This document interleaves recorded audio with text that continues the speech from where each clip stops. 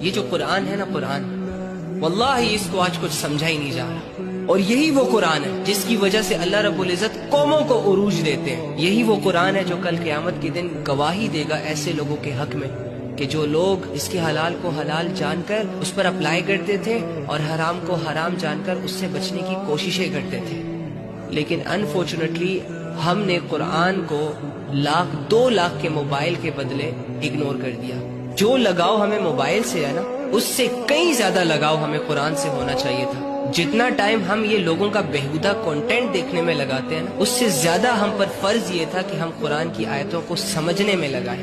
ہر بندے نے اپنے موبائل میں ایک دنیا بنائی ہوئی ہے، ایک چھوٹا سا سوشل سرکل بنایا ہوا ہے، 2-4 چہروں کی غلامیاں کی جا رہی ہیں۔ موبائلوں کی دنیا تو آباد ہو چکی ہے، اور ریئل زندگی میں 2 سال پیچھے جہاں تھے آج بھی وہیں کے وہیں ہیں۔ قرآن نے آپ کو زندگی کا مقصد دینا تھا، موبائلوں نے آپ سے آپ کی زندگی کا مقصد ہی چھین لیا۔ سوری، اس کے غلط استعمال، صحیح استعمال کریں، بہت بڑی نعمت ہے اللہ کی، لیکن ہم نے اللہ رب العزت کی کون سی نعمت کی قدر کی ہے جو اس کی کریں گے؟